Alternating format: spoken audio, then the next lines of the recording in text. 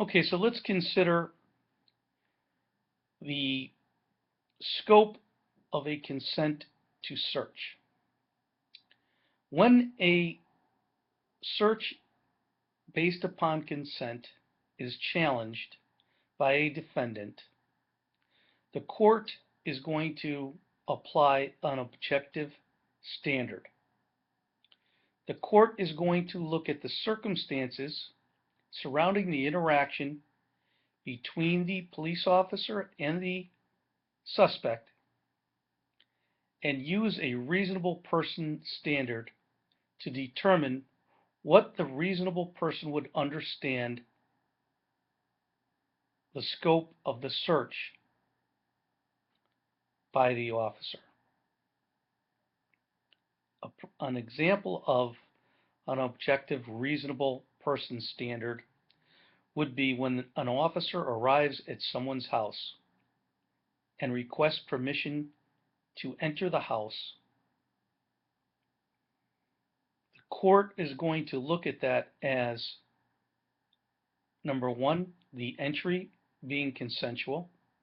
But once that person's in the house, once the officer is in the house, the officer must explicitly request permission to search the house for items of evidence. Merely obtaining consent to enter a house does not provide consent to search. Now let's look at what the scope of the search once an officer enters a residence and how that scope can be limited. The person may limit the scope of any search to specific items or areas.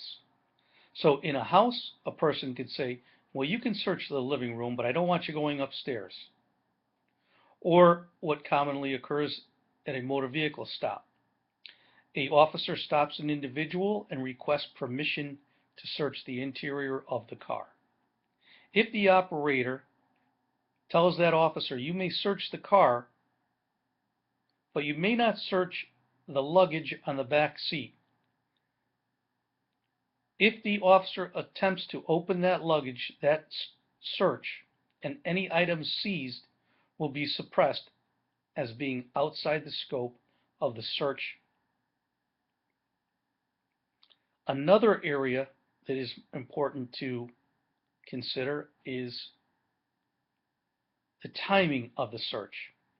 If a person provides an officer with consent to search a car or a home, or any place for that matter, once that officer has ended his or her search, any attempts to obtain another consent at a later time must be obtained, so you cannot rely on that first request to search an area as being an open invitation to go back and search at any time. Another important aspect to consider when it comes to searches is, what are you looking to seize? Because the court is going to determine whether or not a consent was valid based on the items of evidence the officer reasonably could expect to find as a result of that interaction with the criminal suspect. So this concludes the lecture on scope of a consent search, with one last caveat. It's always best to obtain consent to search in a written form.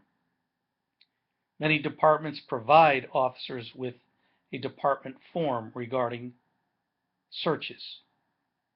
If your department has such a form, it's the best practice to obtain that consent in writing.